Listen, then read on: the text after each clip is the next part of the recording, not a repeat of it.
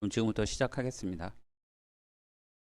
네, 오늘은 그 인문계 학생들을 위한 설명회인데 먼저 논술 전형에서 수능 최저 등급, 그 다음에 이제 교과 어, 성적, 그 다음에 이제 논술 출제 유형 이 세 가지 테마를 잡고 이야기를 하겠습니다.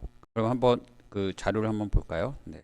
네, 논술 전형 개관이라고 되어 있죠. 보시면 이제 가천대부터 그 홍익대까지 해서 논술을 치는 모든 대학교를 다 넣었습니다. 요게 보면 빨간색으로 표시된 부분이 있거든요. 대학에서 고려대, 상명대, 신한대, 을지대. 여기는 이제 올해 처음 이제 논술을 치르는 대학이고요. 그다음에 이렇게 자료를 보면 이제 빨간색으로 표시된 자료가 있는데 이거는 이제 작년과 좀 달라진 부분이다. 이렇게 생각하시면 되겠습니다. 보면 이 표에 대학 나오고 이제 모집 인원, 인문하고 자연 따로 나오고 그다음에 이제 전형 방식, 또 논술 하고 뭐 교과인지 또 논술하고 비교과도 들어가는지 뭐 이런 식으로 들어갔고 그다음에 이제 수능 최저 등급이 어떻게 되는지 앞에 그 공통적인 거는 공통적으로 넣어놨고 특별히 뭐 의대, 치대라든지 뭐 이런 데 특별한 데는 또 다르게 넣어놨습니다. 좀 특이한 상황을 좀 보자면 그 상명대라든지 신한대라든지 을지대 이런 데 보시면 별로 관심이 안 가실 거예요. 그러니까 이 대학들이 안 좋은 대학이다라는 게 아니라 부산 지역의 특수성 때문에 이제 그런 거죠. 제가 부산에 와보고 좀 놀란 게 부산에 참 좋은 대학들이 많습니다. 저는 이 부산에 연고가 없습니다. 아예 없습니다. 근데 이제 부산에 와서 이렇게 관찰을 쭉 하다 보니 부산에 너무 좋은 대학들이 많아요. 근데 이제 좀 개인적으로 안타까운 점은 학생들하고 부모님만 이 부산의 저력을 모르시는 것 같더라고요. 부산에 사는 사람만 부산에 가진 가치와 저력을 모르시고 오히려 저 같은 타지인들이 이렇게 부산을 보면 우와 좋은 도시다라고 생각이 들어요. 네. 그래서 부산대는 너무나 좋은 대학이 많죠. 뭐 부산대도 좋은 대학인데 저는 부산대도 좋지만 부경대도 참 볼 때 감탄을 많이 하고요. 그리고 또 해양대도 볼 때 좋은 대학이다라고 감탄을 많이 합니다. 그렇기 때문에 부산에는 그 부경대와 해양대라는 아주 좋은 대학이 있고 또 이 대학은 문과 학생도 얼마든지 그 이과 계열로 진학이 가능해요. 네, 그러다 보니 부산 지역에 있는 학생들이 서울 쪽에 대학을 가는 것이 큰 의미가 있을까라는 것에 대한 좀 회의감을 가지고 있는 사람 중에 하나예요. 뭐 서울대, 연대, 고대, 뭐 성대, 서강대 좋은 대학들이죠. 이화여대 다 좋은 대학들인데 과연 연대를 가는 것이 나을 것인지 아니면 성대, 서강대를 가는 게 좋을 것인지 이게 저 입장에서는 조금 헷갈려요. 개인적으로 저는 성대에서 법학을 했거든요. 그래서 제가 나온 대학임에도 불구하고 부산대학을 안 가고 성대를 갔을 때 그 친구가 이제 나중에 이제 직장 문제라든지 여러 가지를 고려했을 때 더 나은 것인가라는 의구심을 많이 가지고 있어요. 그리고 친구들이 지금 경희대가 한 상위 3% 정도 되는 학생들이 가요. 그런 친구들이 지금 경희대를 가는데 경희대를 나오는 게 그 친구한테 더 가치가 있을까? 아니면은 해양대나 부경대를 나오는 것이 이제 대학을 나와서 졸업을 하고 자기 직장을 갖고 그리고 그 직장 이후에 이제 여러 가지 뭐 그 친구가 커리어를 쌓아 나갈 때 경희대보다 부경대가 과연 못한 대학인가라고 하면 글쎄요, 저는 부경대가 오히려 더 친구한테 유리할 수 있지 않을까? 이런 생각이 들어요. 그렇기 때문에 올해 이제 새로 논술을 치게 된뭐 상명대라든지 신한대라든지 을지대가 과연 부산 지역에 있는 친구들한테 큰 의미가 있는 대학인가라는 생각은 듭니다. 그래서 일단 이거는 이제 자료고 자료의 완성도를 높여서 이제 넣어놓긴 했지만 부산 지역 학생들에게 이렇게 많은 대학을 소개하는 게 큰 의미가 있는 것인가라는 생각이 듭니다. 물론 이제 뭐 다 주관적인 만족도 다르고 뭐 부여한 가치가 다른데 친구들이 요즘 이제 서울에서 대학을 다니고 싶다라는 생각이 굉장히 큰 것 같아요. 여하튼 자료의 완성도를 위해서 넣어놓긴 했지만 친구들한테 좀 의미 있는 대학인가는 부산의 현 상황을 고려해서 부산의 대학 상황을 고려해서 좀 잘 생각해 봐라 라는 거를 논술 전형 개관 표를 보면서 이제 말씀드리고 넘어가겠습니다. 자, 그럼 논술 전형 개관표를 보시면 이제 수능 최저 등급, 뭐 논술 교과 이렇게 나오는데 이제 수능 최저 등급에 대한 설명을 좀 드릴게요. 네, 수능 최저 등급을 보면 인문을 보면 제가 이제 등급별로 쭉 정리를 해놨습니다. 네, 수능 최저 등급이 없는 대학들이 일단 꽤 많죠. 그래서 뭐 가톨릭대, 경기대, 광운대, 단국대, 상명대, 수원대, 아주대, 연세대, 뭐 을지대, 인하대, 한국공학대, 한국기술교육대, 한신대, 한양대 있는데 수능 최저 등급에서 없다라고 했을 때 좀 친구들이 눈여겨볼 만한 대학은 이제 가톨릭대인데 가톨릭대는 이제 사회복지나 심리 이쪽 계통에 좀 잘 발달해 있는 대학이니까 이쪽 계통을 생각한다면 한번 눈여겨 보시고 경기대는 이제 경찰 쪽으로 잘 발달한 대학이니까 그런 경찰 관련 학과를 가겠다면 눈여겨 보시고요. 그리고 단국대는 전통적으로 이제 법학 이런 게 잘 발달한 대학입니다. 그래서 특수교육 그다음에 그 법학 이쪽이 잘 발달했기 때문에 그쪽에 관심 있는 친구는 좀 보시고요. 그리고 뭐 아주대는 이제 부산으로 치자면 어떤 대학일까요? 그냥 그 부산에 있는 뭐 부산대 정도? 그 경기도의 부산대다라고 생각하시면 되고요. 또 아주대가 이제 그 삼성 캠퍼스가 이렇게 쭉 펼쳐져 있는 그쪽이랑 굉장히 가까워서 다양한 산학 연계 프로그램 또 삼성도 마찬가지지만 삼성과 연관된 관련 업체들과 굉장히 많은 교류가 있어서 뭐 친구들이 가서 공부를 하고 그 다음 직장을 잡을 때 나쁘지 않은 대학이기 때문에 뭐 그런 쪽으로 생각을 한다라면 아주대도 눈여겨 보시고요. 그리고 뭐 연세대는 워낙에 좋은 대학이고요. 그리고 이제 을지대 같은 경우는 보건계통이 잘 발달한 그 대학입니다. 그래서 뭐 간호학이라든지 방사선이라든지 네, 이런 쪽으로 잘 발달한 대학이니까 그 보건계통을 가려고 한다면 부산 지역에서 이제 간호학과라든지 뭐 방사선과라든지 뭐 이런 데를 가려면 내신 성적이 많이 필요하거든요. 그런 과가 경쟁률도 높고 또 교과 전형으로 많이 뽑는데 거기 갈 때 내신 성적이 한 2점 중반대 이 정도는 나와야 될 텐데 이제 그렇지 않은 친구들 뭐 4등급, 5등급이다라고 하는 친구들은 간호학과를 가고 싶거나 그런 쪽을 가고 싶은데 내신이 안 돼서 부산 지역에 있는 보건 관련 학과를 갈 수 없다라고 하면 그런 점에서 을지대를 이용하는 것은 나쁘지 않다. 그런 점에서 을지대에 수능 최저 등급이 없다는 것도 알아두면 나쁘지 않다. 이렇게 생각이 듭니다. 그 다음에 인하대는 이제 인천의 부산대다라고 생각하시면 됩니다. 대학의 캐퍼도 굉장히 크고요. 그 다음에 특히 공대가 아주 잘 발달해 있고, 그 다음에 이제 경영, 그 다음에 물류 이쪽이 잘 발달한 대학이라서 뭐 인하대도 최저 등급이 없다는 점에서 좀 눈여겨 보시면 되겠습니다.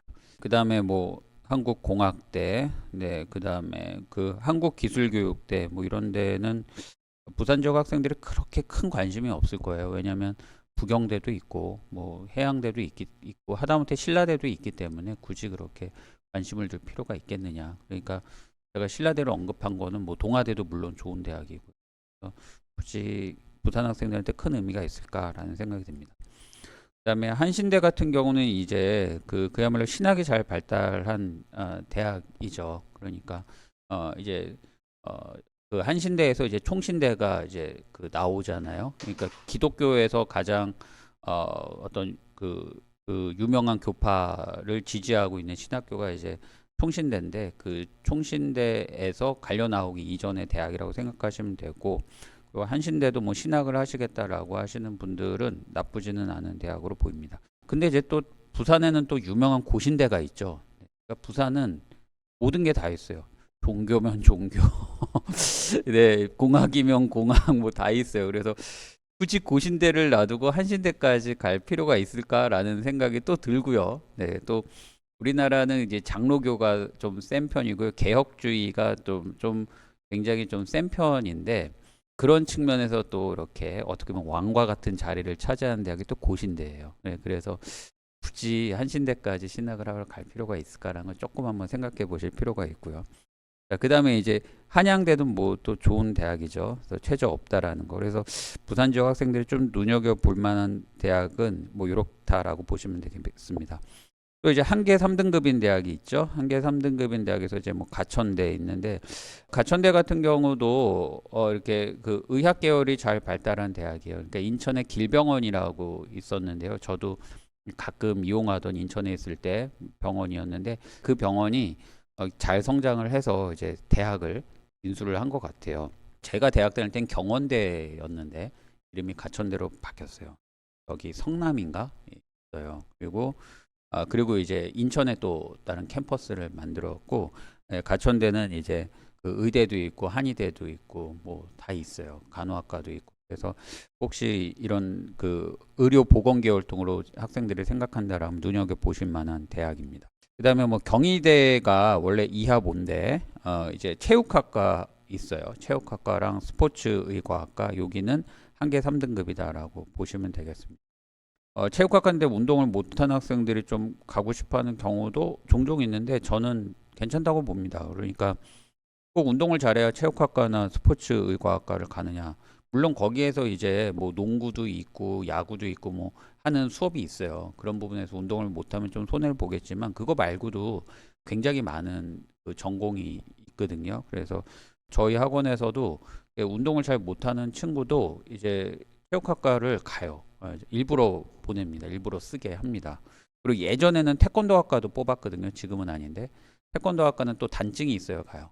그래서 단증 있는 친구들을 쓰면 이제 유리하기 때문에 예전에 썼는데 지금은 없어졌죠. 뭐 이런 식으로 경희대 가는데 의외로 체육학이 가서 재밌다고 하는 친구들도 있습니다. 눈여겨보시면 되고요.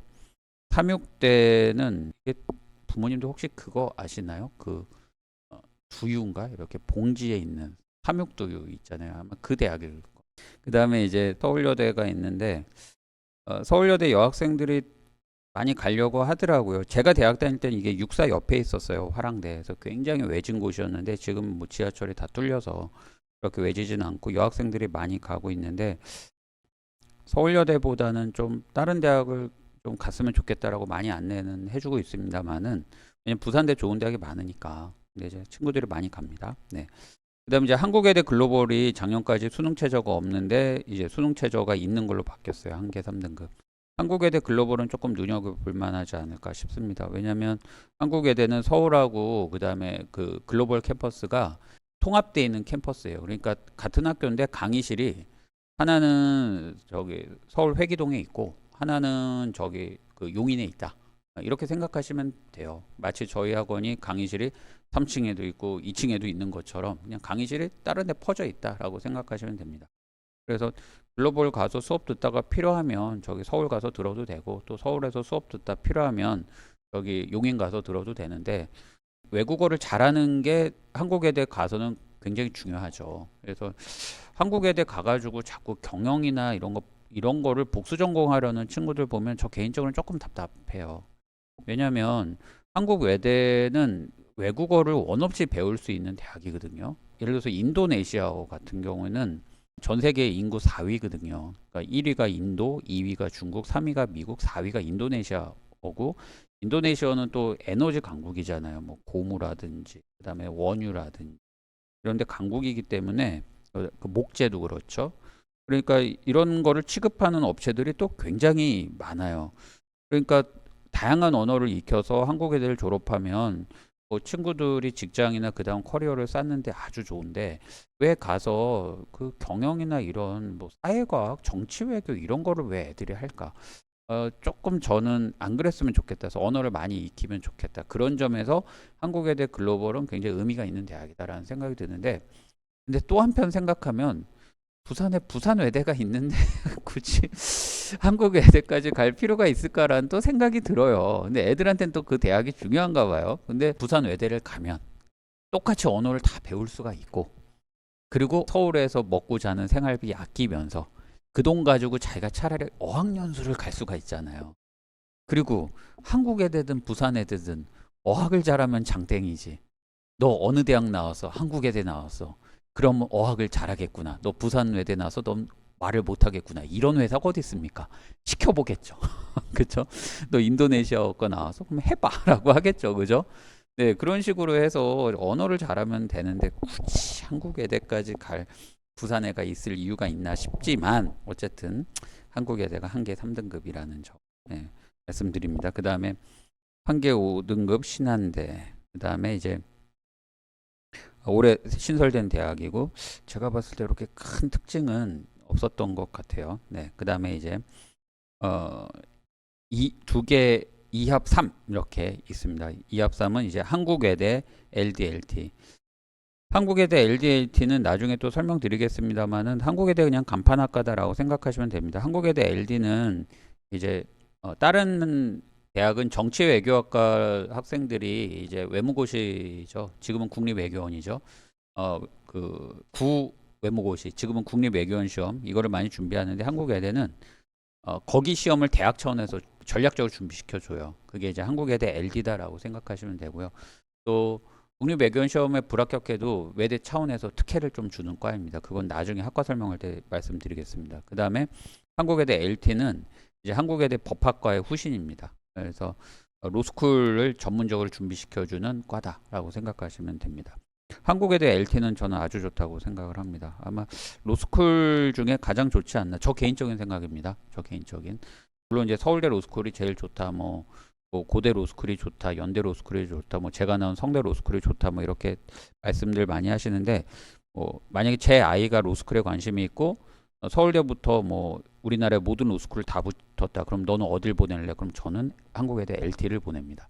왜 그러냐라고 하면은 영어를 잘할 수 있기 때문에 그렇습니다. 그리고 영어를 하는 변호사와 영어를 하지 못하는 변호사는 천지 차이입니다. 천지 차이. 예, 그래서 그 가장 인기 많은 그 변호사들은 이제 대원외고 출신으로 뭐 이미 중고등학교 때 토플이 막 110점 넘어가서 영어에 어학에 자유자재로 되고 또 어학연수도 몇 년 갔다 와서 어학이 자유자재로 되는데 이제 로스쿨에서 변호사 자격까지 취득한 친구들 이런 친구들에 대한 수요가 아주 높다고 합니다.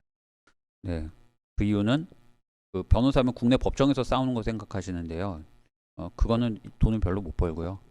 기업 법률 대리를 해야 되는데 우리는 다 수출이잖아요. 그러다 보니까 외국 회사들하고 이제 계약서 쓰는 단계에서 분쟁의 소지를 없애버려야 돼요. 그래서 계약서를 쓰기 위해서 협상을 벌이는 거죠. 그래서 계약서를 작성한다는 게 협상이잖아요. 그러니까 이제 협상도 하시는 분도 이제 경영적인 관점에서 협상을 하시는 분도 있지만 사실 그거를 이제 조문화 시켜야 되니까 변호사들이 필요하죠.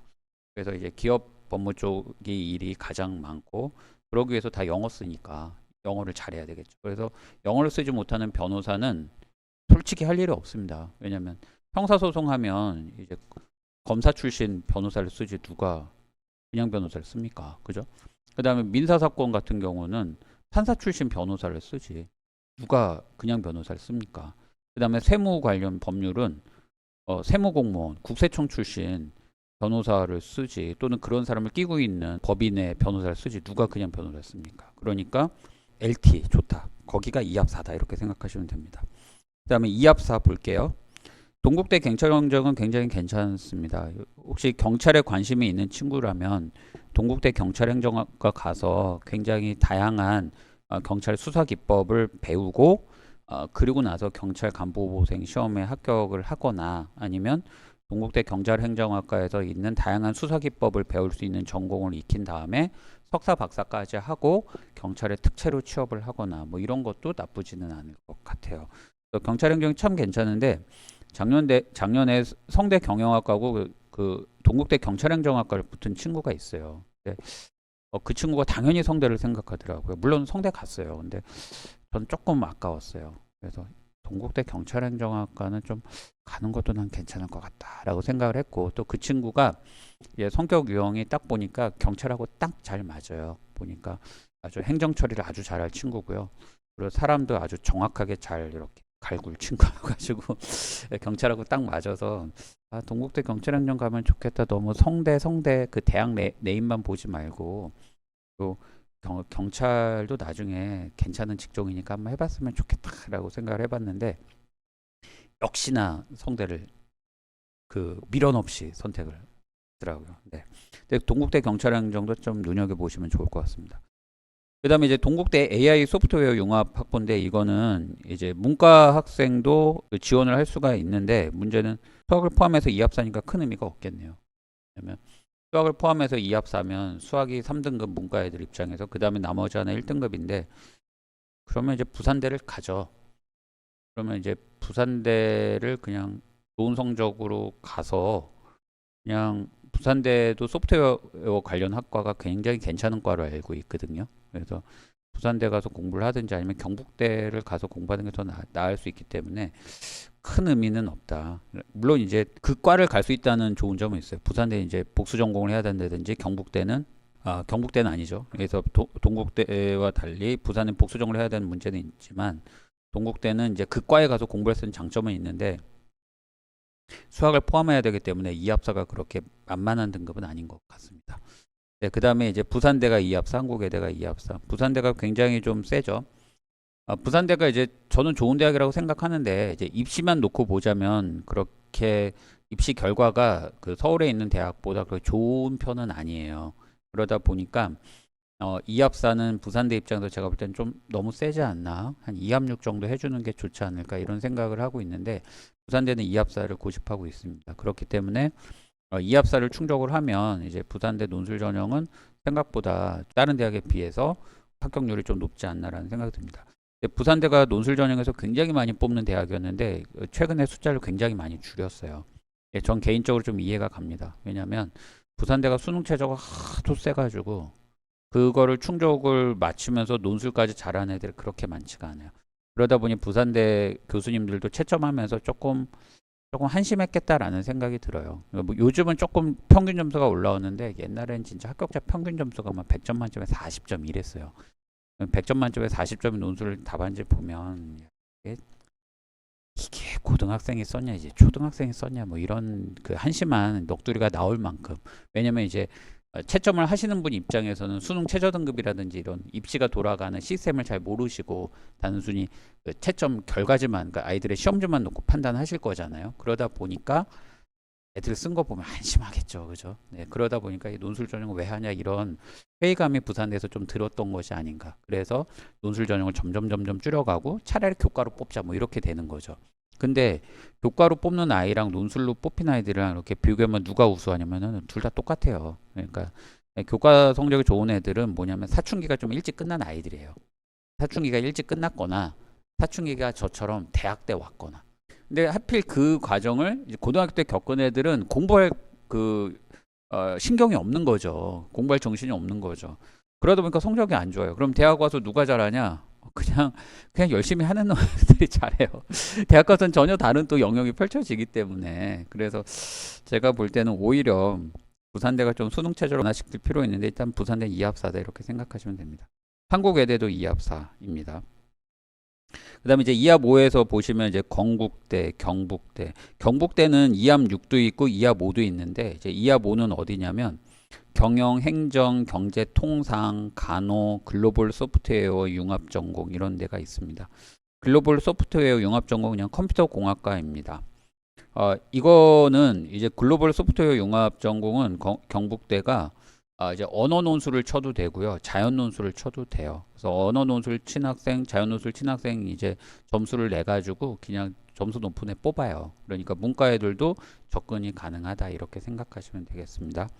그래서 나는 수학을 잘 못해요라는 친구들이 있는데 성향을 많이 타더라고요. 그러니까 성격 유형에서 T자 들어가는 친구 있어요. 사고 유형이 센 친구들은 수학을 못해도 소프트웨어 이런 거 잘 하더라고요. 그러니까 저도 고등학교 때 수학을 싫어하지는 못했는데 제가 그렇게 수학을 엄청나게 잘하는 친구는 아니었거든요. 그런데 이제 수학이 굉장히 재밌었어요. 오히려 대학 가서. 그러니까 그게 성향 따라 가더라고요, 결국은. 그래서 수학을 못하더라도 요 소프트웨어는 꼭 한번 눈여겨 보시는 게 좋지 않을까. 그러니까 지금 이렇게 보니까 소프트웨어는 그 전문가들 프로그램을 짜기 위한 학생들의 전문가 과정이 아니라 그냥 회사를 다니려면 필요한 부모님 때로 치자면은 이렇게 만년필로 글씨 쓰는 능력이랑 똑같더라고요. 그러니까 이제는 컴퓨터에 대한 지식이 없으면 커리어 썼는데 상당한 제약이 있을 것 같다. 그래서 그 1학년 학부 때, 그러니까 대학 4년 학부 때는 컴퓨터 관련 공부를 하다못해 영문학을 하더라도 같이 좀 해놓으면 어떨까라는 생각이 듭니다. 그래서 그런 의미에서 저는 경북대 참 괜찮다고 봅니다. 그 다음에 이제 경북대 간호학과 마찬가지로 인문계 뽑아줍니다. 그래서 간호도 참 괜찮습니다. 그래서 경북대 간호학과가 이하보다 눈여겨보시면 좋을 것 같습니다. 네, 그 다음에 이제 경희대 이하보인데 경희대가 올해 수능 체제가 좀 바뀌었어요. 2개 평균으로 바뀌었어요. 그 한 개, 그 탐구죠. 아이들이 보통 이합으로 맞춘다라고 하면 이따도 설명하겠지만 보통 영어랑 사탐 하나로 이렇게 맞추거든요. 이게 가장 유리합니다. 통계적으로. 그런데 경희대는 이 다른 대학은 사탐이 한 개인데 경희대는 이 사탐을 넣으려면 2개 평균을 요구해요. 근데 2개 평균이 얼마나 힘드냐? 한 개 2등급보다 2개 2등급이 확률적으로 거의 몇 배 힘들어요. 2개 평균이 들어가는 순간. 네. 그래서 경희대가 2개 합 5고 이제 평균으로 했는데 이해는 갑니다. 왜냐하면 수능 최저 충족률이 전국에서 가장 높은 대학이었어요. 그러니까 수능 최저가 있어도 뭐 최저 충족자가 막 70%씩 나오는데 경쟁률은 막 70대 1, 100대 1까지 나오니까 최저 충족 맞추고도 뭐 50대1에서 70대 1까지 벌어지니 이 논술을 잘 써도 이게 사실 잘 승부가 안 나는 수가 있어요. 그러니까 지금 저희 때만 해도 저는 인천 출신인데 저희 때만 해도 경희대를 간다라고 하면 좀 갸우뚱하는 경우가 가끔 있었어요. 그냥 왜 가지? 그냥 인하대 가면 되지 않나? 아니면 그 저희 때만 해도 인하공전도 참 좋은 대학이었거든요. 그러니까 차라리 가는 게 낫지 않을까 이런 생각을 하는 사람이 그 인하대를 생각하는 사람이 한 50%, 그다음에 경희대를 생각하는 사람 50%이 정도 됐었어요. 저희 때만 하더라도. 그래서 경희대에 대한 인기가 그렇게 저희 때는 높지가 않았는데 요즘은 뭐 엄청나죠. 요즘은. 네, 요즘은 제가 부산에 처음 왔을 때만 해도 중앙대 붙고 부산대 붙으면 애들이 고민했는데 요즘은 고민 없이 중앙대 가고 그리고 그 다음에 경희대하고 부산대랑 고민해 요즘은 고민 없이 경희대 가고 그 다음에 건국대랑 부산대 고민했는데 요즘 고민 없이 건국대 가고 요즘은 홍익대랑 고민하는 것 같아요 애들이요. 그래서 이제 그러다 보니 이런 현상이 부산뿐만 아니라 전국적으로 벌어져서 그러는지 충청도 전라도 할 거 없이 애들이 다 경희대까지 쓰나 봐요. 그러니까 경희대가 엄청나게 경쟁률이 높아요. 네. 그래서 이하보에서 사탐 평균으로 바꿨는데 이하보 사탐 평균으로 바꿨다는 것은 사실상 뭐랑 똑같냐라고 하면 이합4 내지는 이합4인데 국영수 이합4 이거랑 똑같다라고 보시면 돼요. 조금 많이 세졌다라고 보시면 되겠습니다. 네, 그 다음에 동국대 아까 경찰행정 제외한 나머지 과가 이합 5고요. 동국대 경찰행정 외에 다른 과 중에 좀 의미 있는 과가 있을까라고 하면 그렇게 조금 눈에 들어오는 과는 제가 볼 때는 없는 것 같습니다.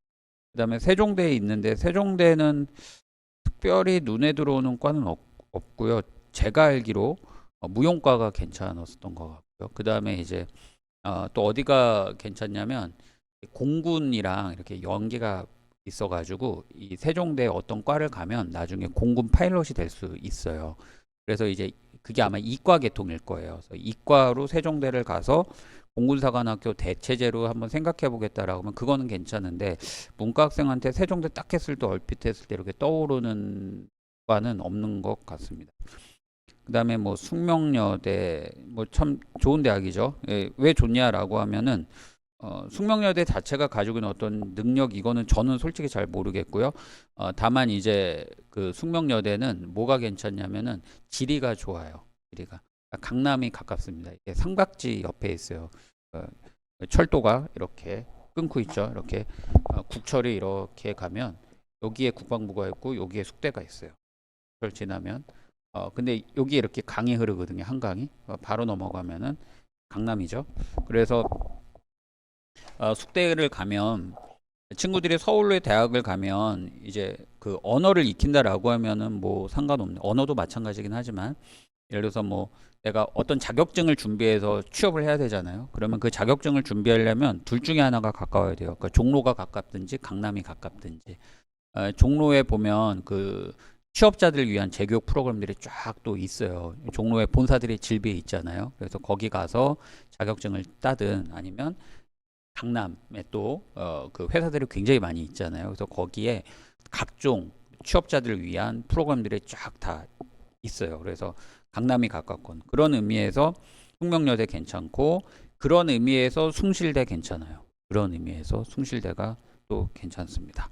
네, 그다음에 이제 연세대 미래인데 연세대 미래는 어디냐? 원주에 있습니다. 강원도에 있는데 요즘 이제 도로도 잘 뚫리고 뭐 철도도 잘 뚫려서 그렇게 멀지는 않다고 해요. 근데 부산 학생들한테 연세대 미래를 갈 의미가 있는가라는 생각이 듭니다. 작년에 이제 저희 학생 한 명이 논술로 연세대 미래도 가고 꾸준히 매년 한두 명 연세대 미래를 가는데 음, 조금 아쉬워요. 그 친구도 논술을 되게 잘했고요. 작년에 붙은 친구도 논술을 상당히 잘했어요. 근데 연세대 미래를 붙었어요. 그래서 1년 정도 더 하면 좋겠다라는 생각이 들었어요. 간호학과는 나쁘지 않죠. 의대도 있고 병원도 있고 그리고 아까도 말씀드렸지만 일반 간호학과를 가려면 이제 내신이 좋아야 되는데 부산에서는 근데 여기는 뭐 수능 최저만 맞추고 논술을 하면 되니까 간호학과를 위해서 연세대 미래를 하겠다라면 그거는 저는 그건 나쁘지 않다라고 생각이 듭니다.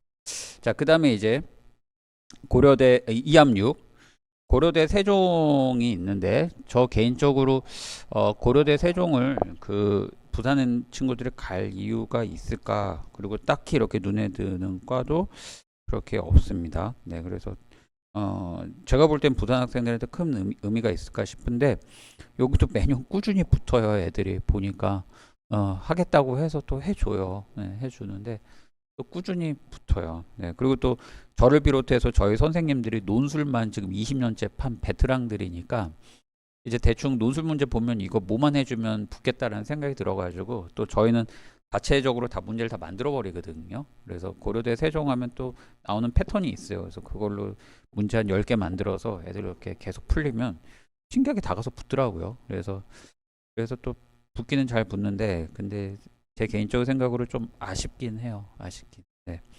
그다음에 경북대가 이제 이합육이고요. 그다음에 한국항공대는 저는 괜찮은 대학이라고 생각합니다. 왜냐면 항공에 관련돼서 특화된 과 대학이죠. 그 해양대처럼. 그래서 이쪽에 경영대도 괜찮고 또 항공대는 이학 계열이라고 있어요. 뭐냐면 이제 조종사 되는 과죠. 거기는 이제 수학 문제만 나옵니다. 그래서 이합육 맞추고 항공대는 눈여겨보실 만하다.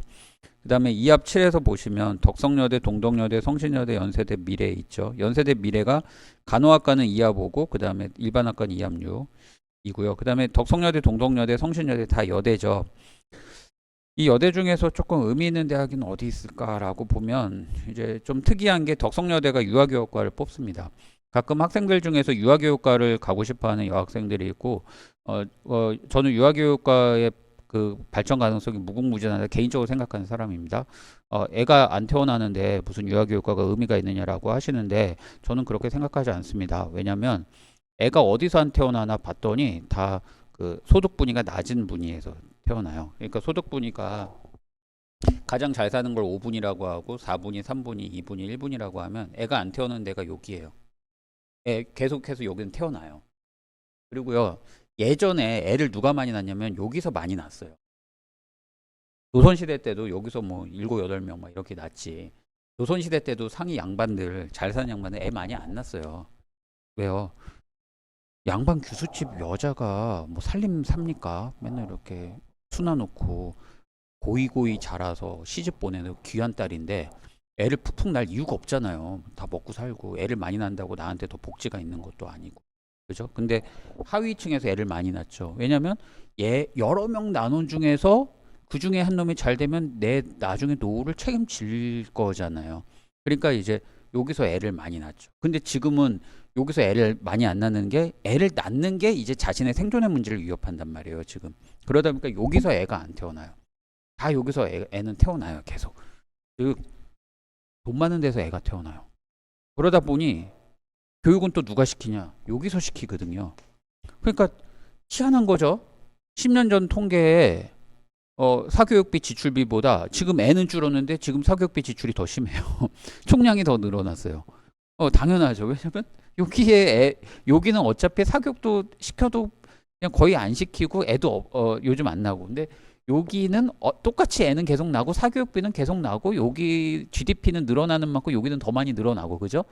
그래서 교육계는 더 확대되고 그러다 보니 요 부모님들은 또 눈은 높아서 고급 교육에 대한 수요는 또 있고 그죠? 그러다 보니 유아교육과 출신들이 이제 하다못해 내가 이제 변호사야 이제 또는 그 내가 사업가야 엄마가 아빠도 사업가고 엄마도 사업가 같이 사업해 내 애가 지금 어려 너 엄마가 나가서 일을 해야 돼 근데 누가 우리 애를 내가 퇴근해서 와서 좀 봐줬으면 좋겠어 어머님들 생각하세요 나이 많은 연세 많은 그 할머니가 봐줬으면 좋겠어요 유아교육과 나온 20, 30대가 전문가적 지식을 가질 거 우리 애 한 4, 5살짜리 애랑 대여섯 시간 같이 시간을 보내줬으면 좋겠어요 그리고 그분은 월급을 얼마든지 줄 의향이 있는 능력이 있는 분들이잖아요 그죠?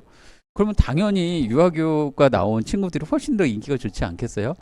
그래서 저는 유아교육과 애들 줄면 이제 그만큼 유치원 교사들이 이런 쪽에 진출이 더 가능하지 않을까 그리고 그것과 관련된 굉장한 다양한 연관 산업들이 발전하지 않을까라고 해서 저는 유아교육의 미래를 매우 밝게 생각하는 사람 중에 하나예요. 네.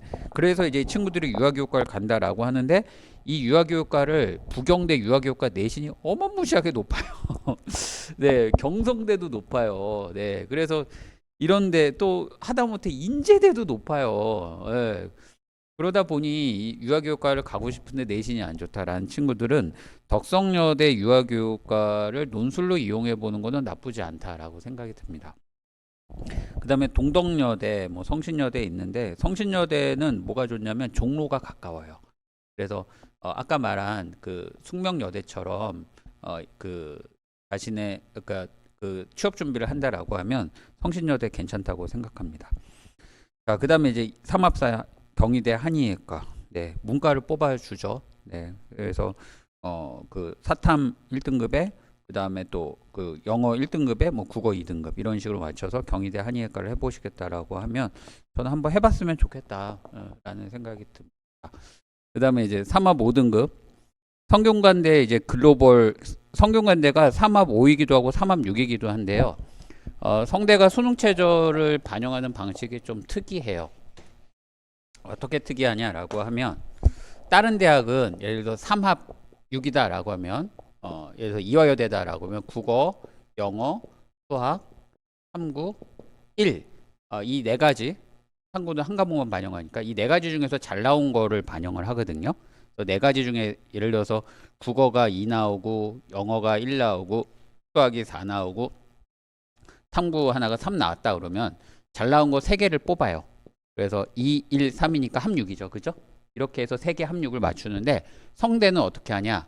국어, 영어, 수학, 탐구 한 과목, 탐구 두 번째 과목, 그 다음에 제2외국어까지. 근데 제2외국어는 또 그 절대 등급제잖아. 절대 등급제이잖아요. 영어처럼. 자, 그런데 이 중에서 잘 나온 거 3개만 고르면 돼요. 이 중에. 근데 이제 이렇게는 안 돼요. 이 제2외국어는 이 탐구 1이나 탐구 2 중에서 예를 들어서 탐구 1이 하나가 1 나오고 하나가 3 나오고 제2외국어 2가 나왔고 그 다음에 수학이 5가 나왔고 그 다음에 영어가 뭐 뭐야 3이 나왔고 국어가 4가 나왔다. 라고 하면 이 중에 잘 나온 거를 이제 하나 뽑으면 돼요. 어떻게 뽑냐? 자, 탐구 2보다는 제2외국어가 잘 나왔잖아요. 그러면 이제 얘를 넣을 수가 있어요. 그래서 탐일, 제2외국어, 영어 해서 3합 6을 맞추게 되는 거예요. 이해 가시죠? 이게 좀 특이해요. 성대는. 네. 근데 성대는 3합 5도 있고 3합 6도 있는데 성균관대 글로벌 경영학과, 글로벌 경제학과, 글로벌 리더학과 있는데 그 글로벌 붙은 건 뭐냐라고 하면 이제 글로벌 경영, 글로벌 경제는 제가 교육과정 보니까 그냥 영어로 경영학, 영어로 경제학 배운다라고 생각하시면 되고요. 글로벌 리더학과는 이제 그 로스쿨 성대 로스쿨을 가기 위해서 특혜를 주는 과다라고 생각하시면 되겠습니다. 로스쿨 특혜학과는 제가 나중에 따로 설명드리도록 하겠습니다. 그 다음에 이제 그 이화여대 스크랜튼 학부인데 이화여대 스크랜튼 학부는 뭐냐라고 하면 이것도 제가 나중에 따로 설명드릴게요. 그러니까 로스쿨 특혜학과다 이렇게 생각하시면 되겠습니다. 여기가 이제 3합5고요. 그 다음에 그 밑에 3합6은 성균관대 일반적인 과죠. 네, 그 다음에 이화여대, 그 다음에 중앙대. 중앙대도 3합6인데 중앙대가 조금 특이한 게 뭐냐라고 하면 중앙대는 만약에 친구가 등급을 이렇게 받은 거죠. 영어가 2등급 나오고 국어가 3등급 나오고 수학이 5등급 나오고 탐구 한 과목이 예를 들어서 그 2등급이 나왔다라고 하면 잘 나온 거 3개를 뽑으면 3, 2, 2 해서 합 7이잖아요. 그죠? 근데 중앙대는 영어 2등급을 1등급과 같이 인정을 해줘요. 1등급도 1등급이고 2등급도 1등급이에요. 그래서 3, 2인데 얘를 1로 인정을 해줘서 3합 6을 이렇게 맞추는 되는 거죠. 네, 중앙대가 특이합니다. 이렇게 영어 등급. 그래서 중앙대가 3합 6이다 라고 생각하시면 되겠습니다. 중앙대도 친구들이 지금 굉장히 많이 가는데 중앙대는 저희 때 이제 광고 쪽은 괜찮은 대학이었어요. 광고 홍보 이쪽으로 괜찮은 대학이었고 그 외에 이제 이과는 약대가 괜찮은 대학이었었죠. 그리고 이제 그 외에는 이렇게 딱히 눈에 들어오는 과는 없어요. 요즘 뭐 영어 이런 거 괜찮다라고 영화 이쪽 괜찮다고 하더라고요. 그래서 중앙대랑 이제 부산대가 있으면 제 아들은 부산대를 보낼 것 같아요. 제 아이라면. 근데 이제 요즘 고민도 안 하고 중앙대를 가죠. 네. 자, 그 다음에 이제 3합 7 볼게요. 부산대가 2합 4인데 경영학과만 3합 7이에요. 경영학과만 3합 7. 2합 4나 3합 7이나 그렇게 인원수는 큰 차이가 없어요. 큰 의미는 없다고 봅니다. 2합 4하고 나머지 하나 웬만하면 다 3등급은 나오니까 애들이 2합 4, 3합 7은 거의 비슷하다. 부산대 경영학과는 3합 7이다. 그리고 서강대가 3합 7이에요. 그러니까 서강대가 수능 체제가 굉장히 완화돼 있죠, 그죠? 대학의 어떤 아이들의 선호도에 비해서. 네, 그래서 경쟁률이 셉니다. 그리고 3합 8 홍익대. 그 다음에 홍익대는 좀 눈여겨보실 과가 자유전공이라는 게 있습니다. 홍익대는 이제 법학과도 굉장히 괜찮습니다. 그러니까 그 건국대가 이제 법학과가 로스쿨에 지정이 됐는데 저 개인적인 생각은 단국대하고 홍익대도 굉장히 좋은 대학이었거든요, 법학이. 그래서 떨어져서 조금 아쉬움이 있는 대학이긴 합니다. 근데 이 홍익대가 법학도 괜찮지만 모두 괜찮냐면 자유전공도 조금 괜찮습니다. 이 자유전공으로 들어오면 좀 특이한 게 다른 대학교는 자유전공으로 들어오면 인문계로만 진학을 해주는데 여기는 미대 진학도 가능하고요. 건축학과로도 진학도 가능해요. 되게 좋죠. 네. 홍익대 건축학과는 정말 유명하거든요. 또 좋고. 그리고 홍익대 미대는 뭐 말이 필요 없죠. 그죠? 아주 좋은 대학이죠. 그래서 홍익대 자유전공으로 가서 이제 미대나 건축학 가는 것도 좋습니다. 재작년인가요? 저희 학원에 이제 그 미술을 오랫동안 한 친구가 있었어요. 그 학교 다닐 때 미술을 하고 그다음에 재수에서도 미술을 했는데 이제 계속 미대 입시에서 떨어지는 거죠, 그 친구가. 근데 그 친구가 되게 불만이 뭐였냐면 자기 옆에 친구 보면은 그 그림이 말도 안 된대요. 왜냐면 아니 어떻게 디자인을 했는데 이게 이만하고 그 밑은 조그매. 그러면 이게 지지가 돼? 저건 불가능한 미술이야라고 하는데 그 친구는 미술을 논리적으로 접근하더라고요. 그러니까 사고 기능이 굉장히 발달한 친구였죠. 또 그러다 보니까 그 친구가 미술을 하다가 안 돼가지고 이제 실기 미술도 이제 본인이 생각했을 때 좀 싫었고 이래서 안 돼서 논술을 해야 되겠다. 미대인데. 그러니까 4년 내내 미술만 한 애가 1년 논술을 해야 되겠다 해가지고 논술을 해서 자유전공 붙었어요. 그래서 이제 홍익대 미대를 가고 싶다라고 해서 이제 간 친구가 있는데요. 홍익대 미대나 그 다음에 건축학과로 한번 가보고 싶은 친구들은 홍익대를 꼭 한번 이용해 보면 어떨까. 수능 최저도 별로 안 세요. 3합 8이면 3, 3, 2잖아요. 그죠? 2, 3, 3이잖아요. 그죠? 별로 안 어렵습니다. 영어, 국어, 탐구 하나. 이 정도 2, 3, 3은 충분히 합리적으로 가능한 등급이기 때문에 홍익대를 꼭 한번 해보시면 어떨까라는 생각이 듭니다.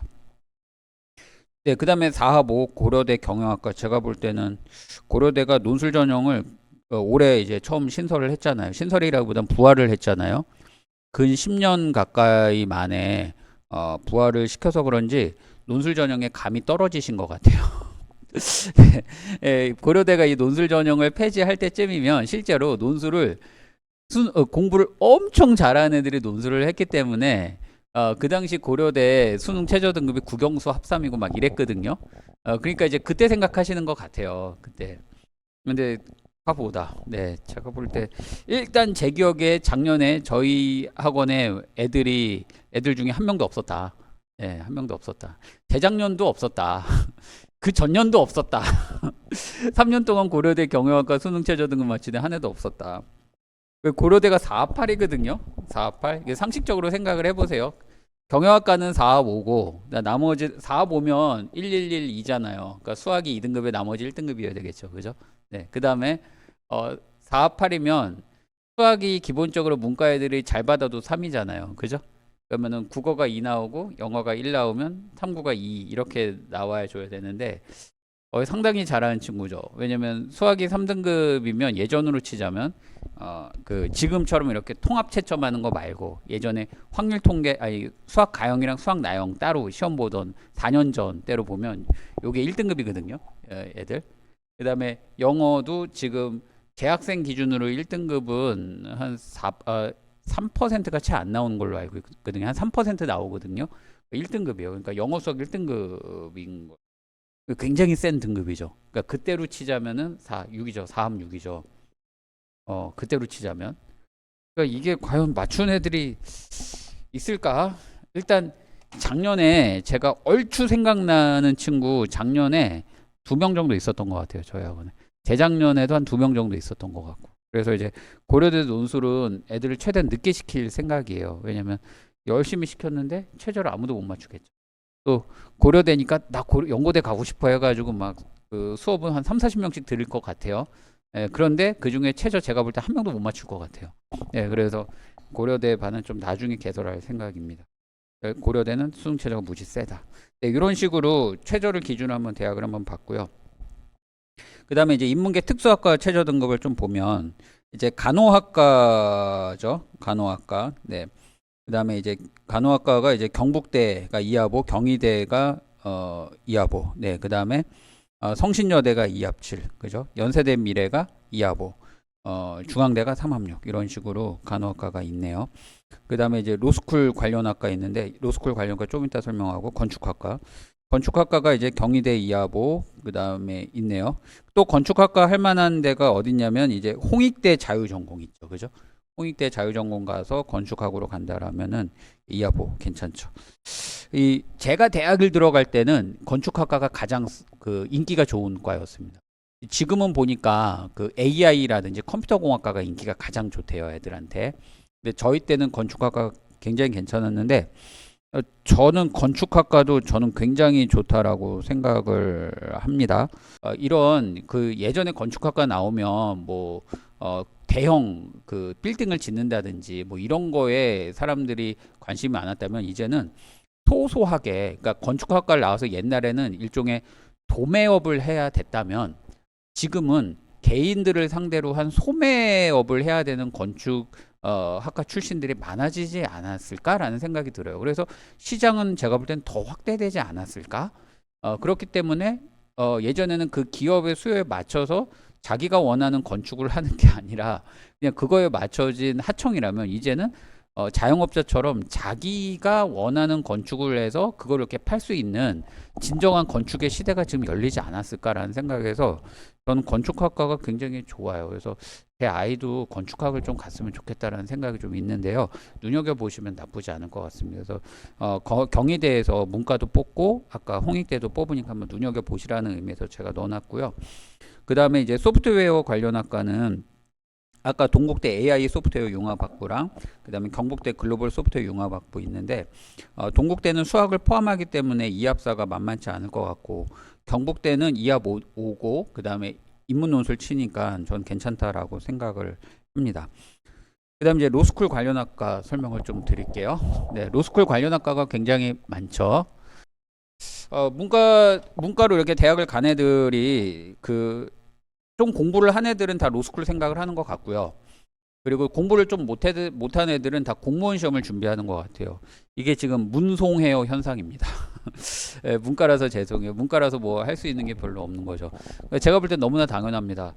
회사를 취업하려면 그 컴퓨터 활용 능력이라든지 공학적 지식이 굉장히 중요한데, 문과 애들이 대학을 가서 공학을 공부하든 컴퓨터를 관련 공부하든 아니면 통계학을 하든 해가지고 취업을 적극적으로 준비를 해야 되는데, 그냥 그런 거 안 하는 거예요. 그러니까 자기는 수학을 못해. 그러니까 수학과 관련된 건 아무것도 안 해. 이렇게 생각을 하는 거죠. 그럼 어학이라도 잘 하든가. 근데 어학도 안 해. 그냥 그 과만 딱 졸업하니까 애들이 갈 데가 없는 거죠. 그러다 보니 애들이 할 만한 게 이제 로스쿨 준비나 아니면 이제 공무원 준비. 그러니까 쉽게 말해서 그냥 법조 공무원 준비할 거냐, 일반 공무원 준비할 거냐 이거죠. 또는 뭐 공무원이 하급 공무원 뭐 7급, 9급 시험 보는 애들, 조금 이제 고급 공무원 5급 준비하면 PSAT 뭐 이런 식으로 준비를 하는 거죠. 이게 지금 문과의 현실인 것 같아요. 지금 문과의 현실. 그래서 이제 그런 측면에서 이제 로스쿨 관련 학과를 본다라고 하면, 그 예전에 부모님 때는 법학과가 있었습니다. 법학과를 졸업한 다음에 이제 사법시험을 보죠. 사법시험을 1차를 보고 그 다음에 1차를 붙으면 2차를 보는데, 이건 객관식이고 이건 주관식입니다. 그 다음에 이제 사법연수원을 가죠. 사법연수원을 가서 이제 여기서 이제 성적으로 판사가 되든, 가장 성적 좋은 사람 판사, 그 다음에 검사, 뭐 이렇게 되는 거였죠. 네. 이런 식으로 또 임용을 못 받으면 그냥 변호사 해야 되겠죠. 네. 뭐 그리고 요 퇴직하시면 다 변호사 하시는 거고, 이런 식으로 시스템이었는데, 지금은 이 법학과가 없어졌습니다. 없어졌고 그 다음에 이제 로스쿨이라는 데를 입학을 해야 돼요. 대학원이죠. 법학대학원 두 가지가 있습니다. 일반 대학원이 있고 그 다음에 전문대학원이 있습니다. 이 전문대학원이 바로 로스쿨입니다. 일반 대학원은 그야말로 예전처럼 그냥 민법 공부하고 헌법 공부, 학자의 길을 갖기 위해서 하는 거죠. 네. 자, 이거를 거친 다음에 그 다음 변호사 시험을 칩니다. 변호사 시험을 치는데, 이 변호사 시험을 치고 나서 로스쿨 성적하고 변호사 시험을 합산을 해요. 그러니까 로스쿨 대학원을 다닐 때 그때 학점과 변호사 시험의 점수랑, 그 다음에 또 이 로스쿨에 들어갔을 때 여기서 로스쿨에서 이제 뭐 상위 10%, 그 다음에 누적입니다. 그 다음 10%, 상위 20%, 그 다음 누적 10%에서 상위 누적 30%, 그 다음 또 10%에서 40%, 이 정도. 이 정도 성적을 받은 아이들은 이제 그 대법원에서 이제 뭐 재판 실무 실습인가 이 수업을 들을 수 있는 기회를 줘요. 그래서 얘네들이 나중에 변호사 시험을 합격을 하면 이제 얘네들이 나중에 판사로 갈 수 있는 길이 열립니다. 그 다음에 또 로스쿨 성적이 이 정도 되고 변호사 시험에서 일정한 성적 이상을 갖추면 얘네들이 이제 검사를 할 수 있는 기회가 열립니다. 물론 이제 이 정도 성적이 되면 이 친구들한테 뭐 검찰청에서 그 하는 수업이 있대요. 그 수업을 들을 수 있는 기회가 주어지고 그 학생들만 대상으로 검사가 될 수 있다고 합니다. 그 다음에 이제 30%는 이제 경찰 수업을 들을 수 있고 경찰 특채로 뽑아줘서 경찰대 졸업생과 똑같은 대우를 해준다고 합니다. 그다음에 이 40%까지가 이제 흔히 말하는 로펌, 우리나라의 대형 로펌들을 취업할 수 있는 한계라고 여기시면 된다고 합니다. 그래서 뭐 가장 유명한 로펌에 뭐 김앤장이라든지 뭐 이런 데 있잖아요. 그다음에 뭐 광장이니 태평양이니 뭐 로고스니 뭐 율촌이니 이런 데 갈 수 있는 기회가 주어진다고 합니다. 그럼 이제 그 외 학생들은 뭐죠? 다음부터는 이제 좀 쉽지가 않죠. 네. 근데 여하튼 이렇게 되는데, 이 로스쿨이 3년 과정이거든요. 이 3년 동안 이 변호사 시험이 예전으로 치자면은 이 시험이거든요. 이 시험하고 이 시험 다 있어요. 이렇게. 저도 해봤는데 여기까지 시험 치는데 어느 정도 지식을 쌓는데 5.5년 걸려요. 5년 반 걸리거든요.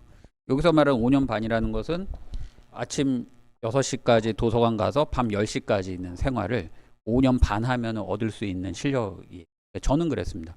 제가 멍청해서 그런지 모르겠는데 저는 그렇게 했는데 한 5.5년 정도 되니까 2차 시험 물론 떨어지긴 했지만 이제 커트라인 언저리 쪽에 가야 있더라고요. 네. 그런데 이거를 3년 동안 한다? 저는 불가능하다고 생각을 합니다. 예. 그리고 로스쿨 가서 이런 좋은 성적을 받아야 될 거 아닙니까? 그래서 대학도 이걸 알아요. 그래서 대학에서 뭘 만들었냐? 선행학습을 시켜요. 선행학습. 로스쿨 가서 공부할 뭐 민법, 헌법, 형법, 뭐 민사소송법, 형사소송법 기본적인 법학을 여기서 선행학습을 시키면서 또 로스쿨을 들어가려면 로스쿨 입시 시험이 이제 리트 시험이라고 있거든요. 리트. 이제 언어 이해 뭐 추리 논증 뭐 이런 거 있어요. 그러니까 상황 판단 뭐 이런 거 있습니다. 리트. 이런 시험을 치는데 그다음에 논술도 있습니다. 여기에 뭐 언어 이해 어쩌고 저쩌고 논술도 있고 뭐 추리 논증 이런 거 있는데 뭐 이런 거 있는데 문제 한번 보세요. 언어 이해는 수능 비문학이랑 똑같아요. 수능의 비문학이랑 똑같습니다. 그래서 제 아이도 제 방학 때 조금 시켰는데 뭐냐면 수능 그 비문학 제시문 너무 쉬워. 그 모의고사라든지 이런 거 쉽고 좀 더 어려운 걸로 준비하자. 그래서 제가 이걸 하나씩 뽑아서 줬어요. 왜냐면 수능에서는 비문학이 3개 나오거든요. 한 회분에서. 근데 그 리트는 10개가 나와요. 10개의 지문을 가지고 1시간 동안 스피드하게 풀어야 돼서 독해력이 쫙 확산이 돼 있어야 돼요. 애들이. 이 시험을 또 뚫어야 돼요. 아이들이. 시험을 뚫어야 되고 그러면서 동시에 법학 선행학습을 시켜야 되는 거예요. 네.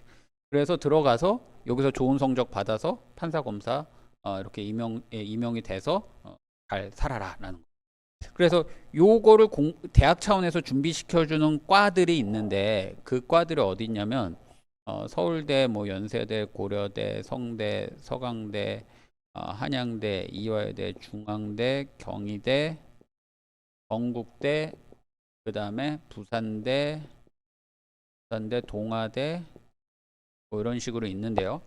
이제 서울대는 그 자유전공이 있긴 있는데 조금 의문이에요. 연세대는 없는 것 같아요. 고려대는 자율전공이 있어요. 자율전공학부가 있고 그 다음에 성대가 이제 글로벌 리더가 있습니다. 그 다음에 서강대 없고요. 한양대가 정책이 있고요. 그 다음에 이화여대가 스크랜튼이 있고요. 중앙대가 공공인재가 있고요. 경희대가 자유전공이 있고요. 건국대가 융합인재가 있고요. 부산대는 이제 공공정책학과인가 있어요. 공정책. 근데 이런 성격인지는 조금 의문입니다. 그 다음에 동아대가 석당인재가 있고요. 또 영남대, 그 경북대에 있었는데 보니까 사라진 것 같더라고요. 그다음 예전에 있었는데 사라진 것 같고요. 그 다음에 영남대에 천마인재가 있는데요. 이건 좀 봐야 될 것 같습니다. 그 지금 사라진 것 같기도 합니다. 그러니까 이런 게 있었는데 여기에 들어가면 이걸 시켜서 이렇게 가기가 편하고요. 또 하나 이제 이게 좋은 점이 뭐냐면 이제 로스쿨을 들어갈 때 자기 학교 학생을 40%까지 뽑을 수 있어요. 그러니까 자기 학생 외에 타 학교 학생을 60%를 다른 학교를 뽑아야 되는데 이 과의 학생들을 자기 학과 학생 뽑을 때 우선적으로 뽑아주더라고요. 여기. 그러니까 자기 학교에 자기 학교 로스쿨 가겠다면 뽑아주는데 어머님들이 의대는 들어가기 힘든 거 아시는데 로스쿨 들어가기 힘든 건 잘 모르시더라고요. 왜냐면 그 세대의 경험을 못 하셨으니까. 근데 이제 이 인원이 딱 얼만큼 인원이냐면 예전에 사법시험 1차 딱 인원이에요. 사법시험이 1차가 3,000명인가? 5,000명, 6,000명인가? 5,000명인가? 그랬거든요. 그 사법시험 1차 인원 정도 된다고 보시면 돼요. 로스쿨이. 근데 저 사법시험 1차 합격하려면은 길게는 5년, 6년 걸리는데 저게 무한 경쟁이잖아요. 서울법대부터 시작해서 서울대 싹 다 애들 오고 연고대, 성대 저는 사법시험 15년씩 준비하시고 또 저희 선배님이시긴 한데 사법시험 한갑대까지 준비하시면 봤어요. 이제 그런 사람들이 경쟁을 하게끔 하기 때문에 이 경쟁이 만만치가 않아요. 이 경쟁이. 그래서 이쪽을 들어가서 선행학습하고 리트 준비해서 로스쿨 가는 게 로스쿨을 가는데 현실적이다. 근데 저는 정치외교학과를 가거나 경영학과를 가서 공부해서 나중에 로스쿨을 갈게요 라고 하면 제가 볼 땐 판타지 소설이다. 그거는 요렇게 해서 가는 게 맞을 것이다. 자, 그런 학과가 있어요. 로스쿨 학과. 그래서 논술 전형으로 뽑는 게 건국대 융합인재가 이하보, 그죠? 고려대 자율전공이 4합8, 경희대 자율전공이 2하보, 성균관대 글로벌 리더가 3하보, 이화여대 스크랜턴이 3하보, 한국외대 LT가 2합3, 한양대 정책학과는 최저는 없는데 한양대 정책학과의 문제가 뭐냐, 여기는 수리 논술을 쳐요. 그러니까 인문 언어 논술하고 수학 논술을 같이 쳐요. 그래서 수학을 잘해야 됩니다. 자, 여기까지가 이제 수능 최저 등급을 한번 봤고요. 그 다음에 수능 최저 마저 조금 더 볼 게 뭐냐면 수능 최저는 특별한 3번 그럼 수능 최저 등급을 할 때 그 두 개 합, 3합 할 때 무엇을 한번 봐야 되느냐, 어떤 걸로 맞춰야 되느냐라는 거죠. 그 옆에 한번 도표 한번 보시겠어요? 이게 부산 지역 학생들 통계입니다. 네, 부산 지역 학생들. 부산 지역 학생들을 가지고 그 평가원에서 발표한 자료인데요. 국어 1등급 학생이 부산 지역 학생 중에 몇 명이 1등급을 받냐라는 거예요. 그러니까 아니 1등급이 4%면 4% 나와야 되는 거 아니야? 이거죠? 아니죠. 부산 애들이 수능을 못 한다라는 거죠. 누가 잘하냐? 뭐 강남 애들이 잘한대요. 그래서 그런지 강남 애들은 이게 1등급이 4%를 넘어간대요. 네, 그런데 부산은 2.5%밖에 안 되는 거예요. 그다음에 2등급이 5.2%, 11%가 아니라 3등급이 9.9%, 23%가 아니라 네, 수능을 못한다 이런 말이겠죠. 그 다음에 영어 1등급이 6.1%, 2등급이 17.1%, 그 다음에 3등급이 23%. 그 다음에 수학이 1등급이 2.6%. 근데 이제 이 수학은 조금 조심하셔야 될 게 뭐냐면 그 미적분 다 포함한 거예요, 이거는. 그러면 이제 확률 통계를 기준으로 하면은 거의 0. 몇 %다라고 보시면 될 거예요. 확률 통계 기준으로. 이거는 이제 미적분하고 확률 통계 다 포함시킨 인원이다라고 보시면 됩니다. 그 다음에 사회 한 과목 1등급은 1등급이 10%, 2등급이 21%, 3등급이 33.5%인데 사회 두 과목 평균은 이제 1등급이 1.6%밖에 안 나와요. 그러니까 경희대학과 두 개 평균이라고 했잖아요. 그래서 경희대를 그 사회로 맞추려고 하겠다라고 한다면 좀 위험할 수 있다. 차라리 국어하고 영어로 맞춰라 라고 얘기를 하고 싶다라는 거죠. 그래서 사회 평균 2등급은 4.4%, 3등급은 8.8%입니다. 자, 그렇기 때문에 옆에 3번 읽을게요. 자, 수능 최저 등급은 특별한 사유가 없다면 두 개 합을 요구하는 대학의 수능 최저를 맞추겠다면 영어와 탐구 한 과목, 세 개 합을 요구하는 대학의 수능 최저 등을 맞추겠다면 영어와 탐구 하나와 국어를 해야 합니다.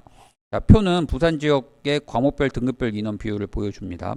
자, 다만 이게 추가적으로 하나 더 말씀드리자면 세 개 합 수능 최저를 준비하는 학생은 수학을 미적분을 선택하고 4등급을 목표로 공부해서 부산대 정시를 같이 공부하는 게 좋은 전략일 수 있을 것 같습니다.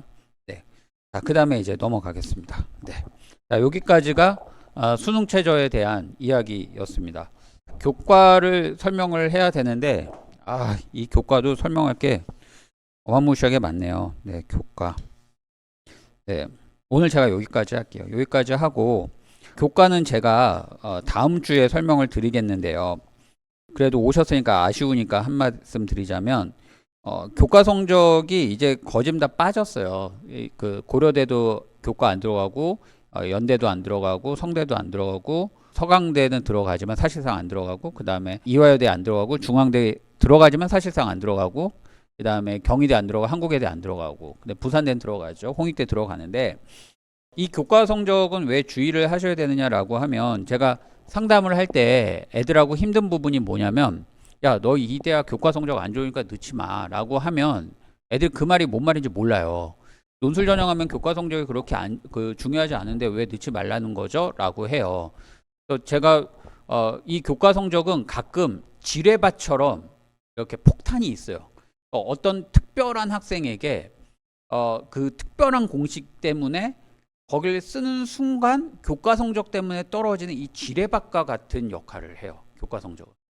대부분 학생들에게 교과 성적은 사실 중요하지 않아요. 논술에서.